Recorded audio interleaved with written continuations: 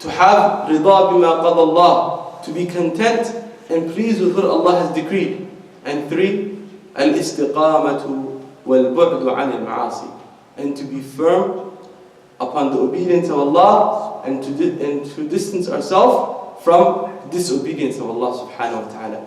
If we do these things, including the salawat, our daily prayers, our adhkar in the morning and in the evening, our tilawat of the Quran, our giving of charity for the cause of Allah subhanahu wa ta'ala, and supporting good programs, inshaAllah ta'ala, we will see the barakah of it in this world and that of the hereafter.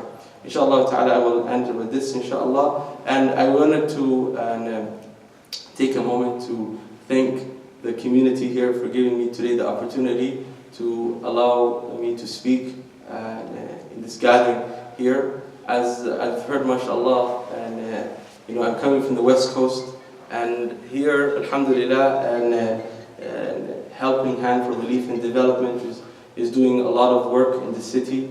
And I've heard, mashallah, the program of sponsoring our children, where brothers, mashallah, here are sponsoring the orphans. This is a beautiful initiative, and I wanted to encourage you and every single person here to take that initiative of supporting the orphans, as this project that Helping Hand for Relief and Development has been doing for years with the orphan children around the world. Alhamdulillah, and without praising, HHRD has done some of the best orphan programs of any organization. And mashallah, they work with the orphans by providing for them education, providing for them their daily essential needs. So inshallah ta'ala, we ask that Allah subhanahu wa ta'ala, He puts barakah in your wealth and in your family, in your children. That Allah subhanahu wa ta'ala allows you to see the benefits of it in this world and the hereafter. Wa sallallahu wa sallam ala nabiyyina Muhammad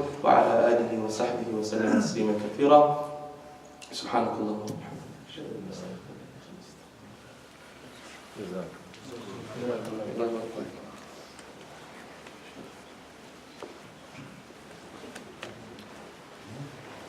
People have Q&A, we have some time. So, or you can tell us about yourself, what did you do in Seattle?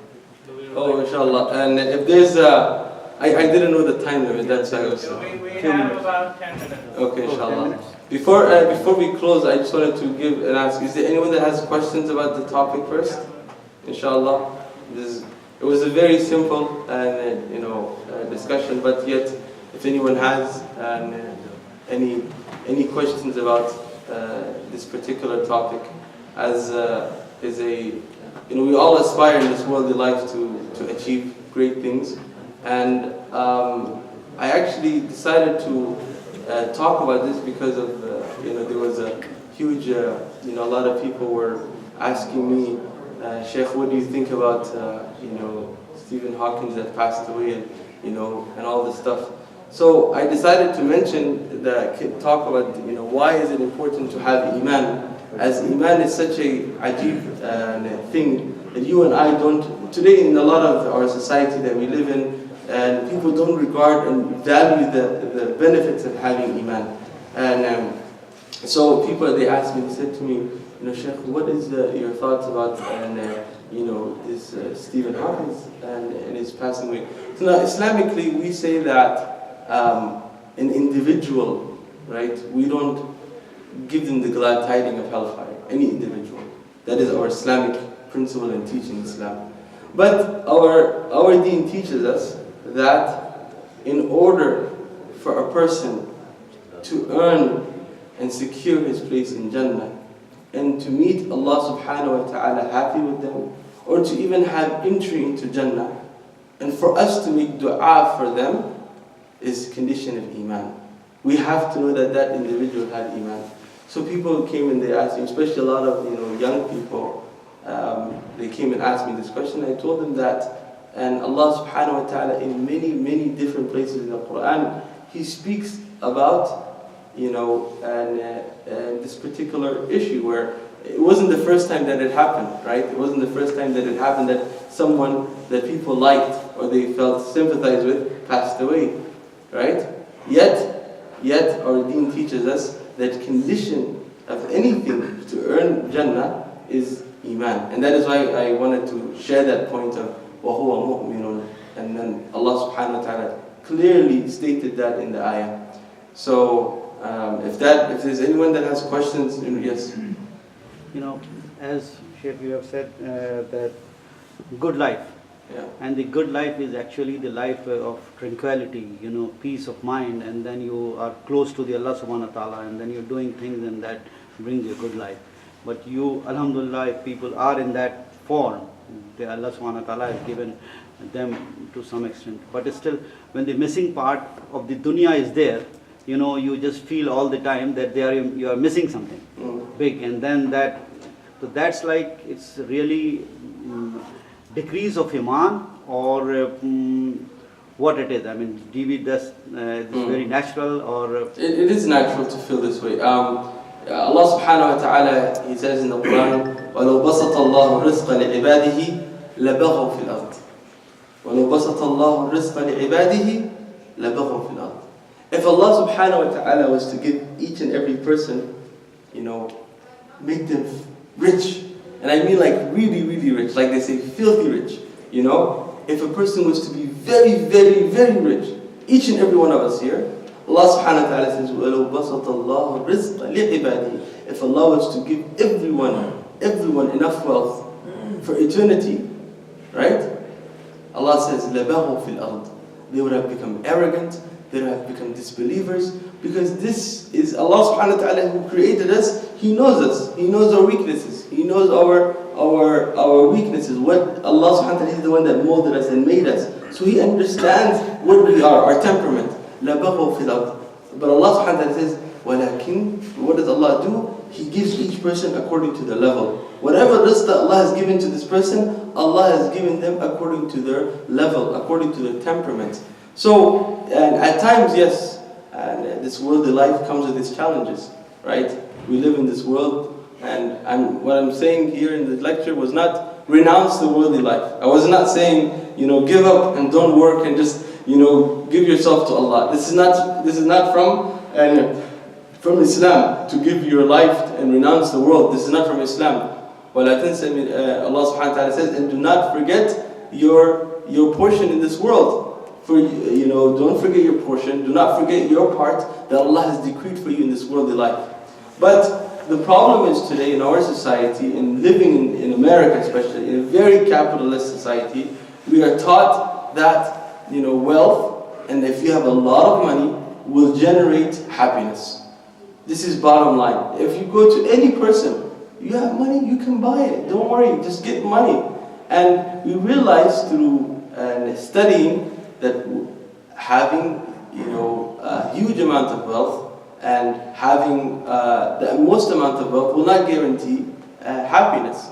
But Allah subhanahu wa ta'ala, what I'm talking about here, the happiness and the tranquility, Allah gives it divinely to whomsoever He wants. And yes, that does not mean that this world you will not come in challenges. وَالَّذِي خَلَقَ الْمَوْتَ وَالْحَيَاةَ لِيَبْلُوَكُمْ أَيُّكُمْ أَحْسَنُ عَمَلًا. Allah subhanahu wa ta'ala created life and death, and Allah created this life with challenges. And we will be tested in this worldly life. But these tests and these difficulties should not mean that we give up our hope in Allah subhanahu wa ta'ala. So if that answers that question, inshallah. And Jazakumullah khairan. My name is Abdurrahman Karir from Seattle, Washington. And Alhamdulillah, first time in New Jersey. I've come to the East Coast before, but this is the first time to be here in New Jersey, in this beautiful, mashallah. We call this in the West Coast a mega mosque. It's a beautiful masjid, mashallah. And Allah subhanahu wa ta'ala has blessed you with such a beautiful, vibrant community and masjid. I was born originally in Somalia, and I came here to the United States when I was 6 years. I was 6 years old. I went to elementary, then I went to middle school, and then I went to high school, went to college here. I was, alhamdulillah, fortunate enough to go and study abroad. I studied in Al-Azhar University in Egypt. I completed my memorization of the Quran at an older age. I was 22 when I completed my memorization of the Quran. Then after I was admitted to Al-Azhar University, and alhamdulillah I was able to study there for the remainder of my time there. And I studied in in the Islamic department of Sharia. And so alhamdulillah I was fortunate enough to have met a lot of scholars in my time there. And then alhamdulillah I came back to the United States after things worsened in Egypt, as the situation kept changing. I was there through so many transitions. All my studies there, alhamdulillah, I was able to see a lot of historical changes inside of Egypt. And then alhamdulillah I came back and been working with the youth and the Muslim community at large. And then lastly, alhamdulillah, I've been working with Helping Hand for Relief and Development, working helping the Muslims and the needy for relief work. Alhamdulillah, we've been fortunate enough to do a lot of great work in our Muslim community in the West Coast. So this is a little bit introduction to myself, as I'm a new face to all of you. And inshallah ta'ala, it was a pleasure getting to see you. I know we didn't get to meet, but it was a pleasure to be here in this gathering. And I just want to congratulate this community for establishing such a wonderful program. Honestly, it's something of its kind to come here in Fajr Salah, pray Salah, and then make it hard on yourself to stay and wait until the time of Shuruq. And everyone, inshallah ta'ala, will, as the Prophet ﷺ says, whoever prays Salat al-Fajr and then sits in this place of prayer, which is the Musalla, and he remains in the state of remembering Allah subhanahu wa ta'ala, then the Prophet ﷺ has promised that person will receive Hajj and Umrah tam. The Prophet ﷺ repeated it 3 times. He will receive the reward of Hajj and Umrah that is complete. He will receive the reward of Hajj and Umrah that is complete, and he will receive the reward of Hajj and Umrah that is complete for offering these 2 rak'ah of Salat al-Ishraq. So to be here in this, in this day, in this time, and to sacrifice your early morning sleep on your weekend, it's not easy, but inshallah ta'ala, you will gain the hasanat and reward of both of this gathering and that of Salat al-Ishraq, inshallah. So I think we have reached the time. Just a few minutes. Inshallah. What was your study in Azhar University, and then for how many years you? It was Sharia, 4 years. Yeah. Yeah, we studied Sharia, and generally in Sharia you study fiqh and usul al-fiqh, and that's the main focus. And my main study of focus was fiqh al-Shafi'i. I studied the fiqh of Shafi'iyya, and alhamdulillah I was able to complete the entire study of. I hope that inshallah it was, you still, sometimes when you go back to this life of day to day living in America, you lose a lot of things because all that you studied, right? You never actually get a chance to apply it. So you're studying all these big books, and you're thinking that someone will come and ask you, big masail and big issues, but then generally they're common day-to-day issues that you answer and you deal with. Alhamdulillah, the goal of talab al-ilm, or seeking knowledge, is simply for yourself to understand the deen, to understand the religion, and to worship Allah subhanahu wa ta'ala correctly. That is the whole goal. The reason why you seek knowledge is for yourself. That is first and foremost. You don't seek it so that you can teach others, so that you can, that's later on. But at the beginning, at start point, the whole goal you seek knowledge is really so that you can worship Allah subhanahu wa ta'ala the most correct. And the more knowledge you have of Allah subhanahu wa ta'ala, and the more knowledge you have about this deen, the more of a fortress you get around your belief system.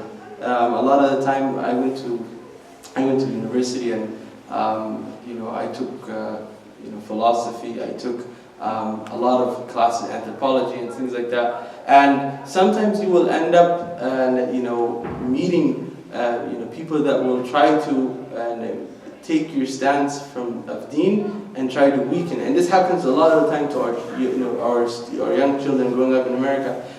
They go to the university campuses and they're not equipped with Islamic understanding, and then they come back with all of this corrupted understanding because they didn't have enough to defend themselves. So I think the most important aspect of seeking knowledge is for yourself, to understand the deen, to understand the Quran, to understand the hadith of the Prophet ﷺ, and then try to, inshallah ta'ala, apply them to your day-to-day life. So inshallah ta'ala, with this, subhanallah wa bihamdihi, inshallah, wa astaghfiruka wa atubu ilayk. Inshallah, should we read dua? Yeah. Inshallah. So I'm musafir, inshallah, we'll make dua, inshallah.